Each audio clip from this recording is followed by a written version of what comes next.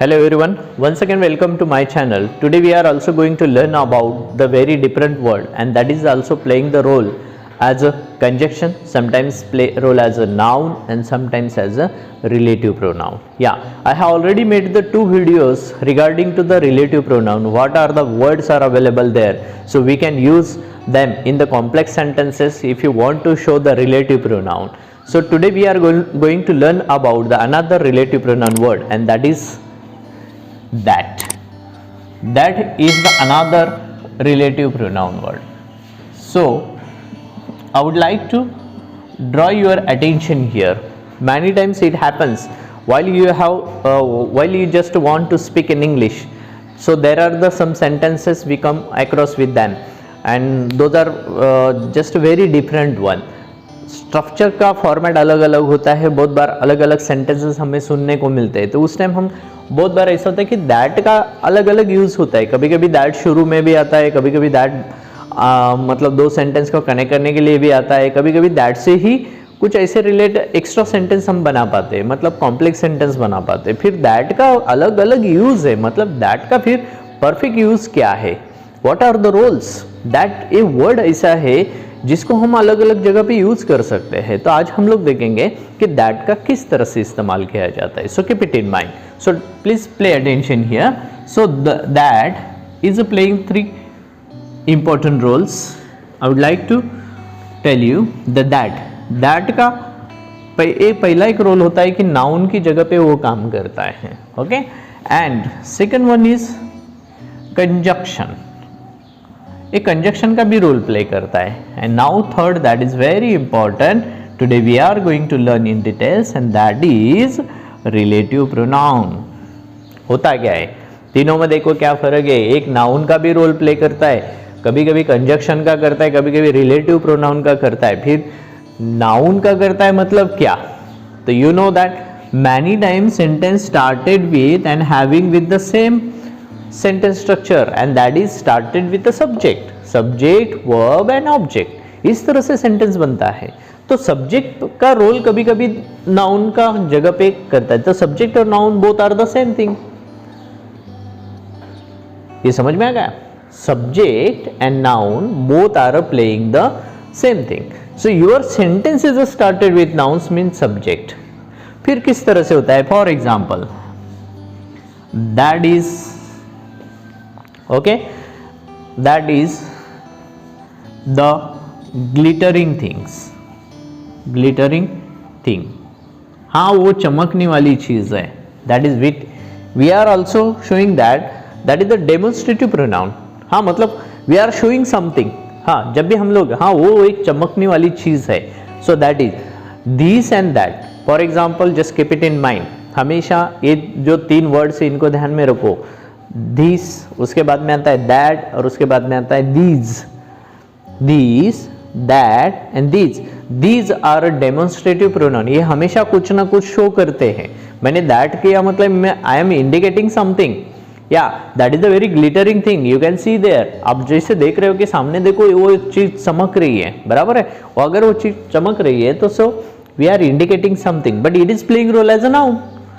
Demonstrative pronoun, that is the different part, whether it is a demonstrative or other collective noun, or we are not talking about that one. Okay, that is the classification is the different thing, but that sentence is started with that means you are indicating something.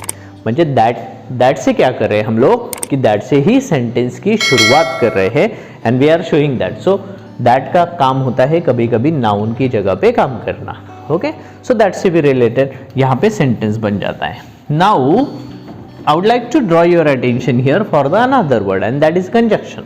अभी conjunction क्या होता है. conjunction का मतलब होता है किसी भी दो words को या दो sentence को जोड़ना. I would like to repeat once again, the word which connect the two words, otherwise sometimes connect the two sentences.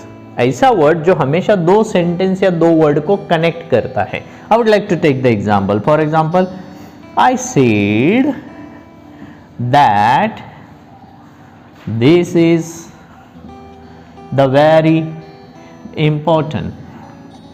Now here is the sentence. आप देख सकते हो. हाँ, this is I said that मैंने ऐसे कहा कि, ये बहुत ही इंपॉर्टेंट है, मैंने ऐसे कहा कि so the sentence connected here. मैंने कहा और क्या कहा, the both things are here, but I am connecting with the help of that. मैंने क्या किया यहाँ पे, मैंने जो कहा वो इधर तक है, जो कुछ कहा वो इधर है, तो दोनों को मैंने क्या किया, इस वर्ड से कनेक्ट कर दिया। So that is a playing role as a conjunction. तो दैट से सेंटेंस कनेक्ट हुआ ना, मतलब दैट का रोल यहाँ पे आ गया कंजक्शन के साथ। तो इस तरह से होता है। नाउन एक अलग तरह से, जिसका रोल शुरू में होता है, दैट का रोल सेंटेंस को कनेक्ट करने से होता है। Okay, and now we are talking about that is very very important, and that is the relative pronoun. So how we can show that the relative pronoun? So जैसे कि मान लो he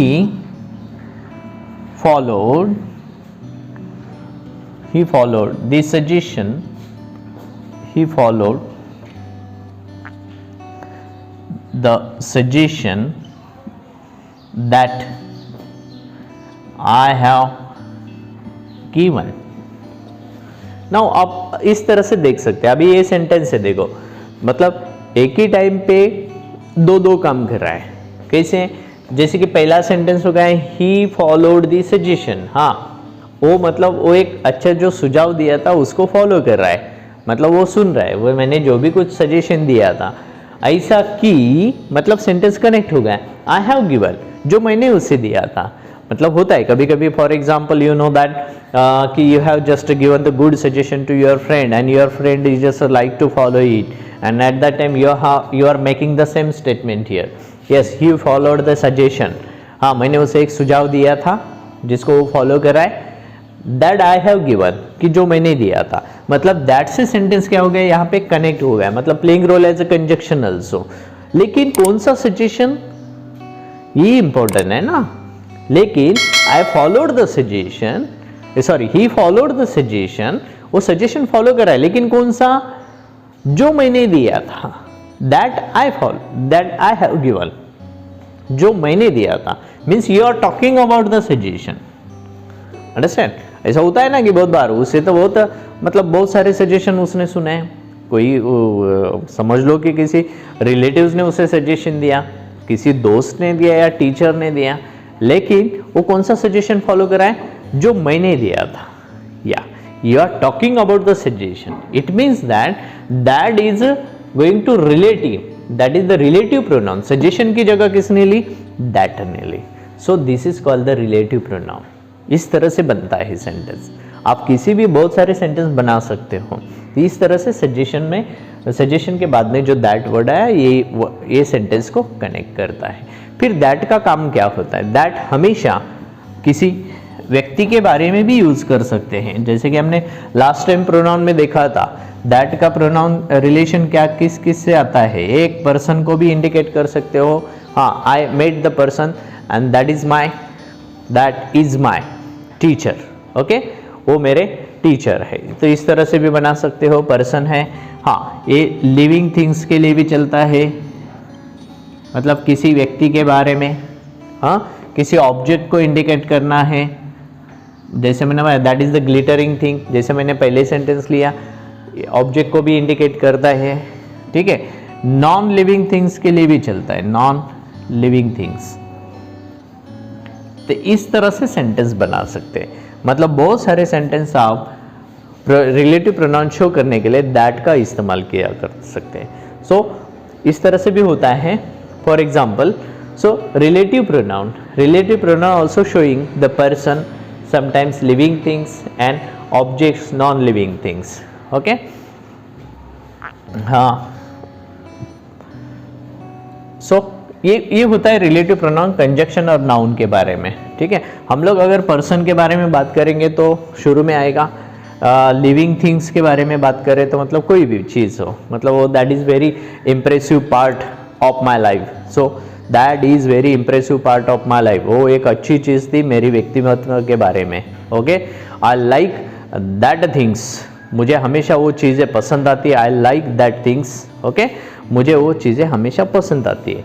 तो I am talking about the those thing, कि वो जो object है कोई नॉन लिविंग थिंग्स है, एब्स्ट्रैक्ट थिंग्स है, ठीक है।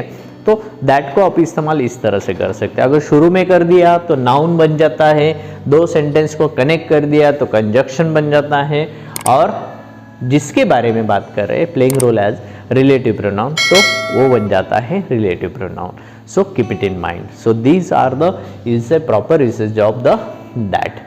So that is a very important word.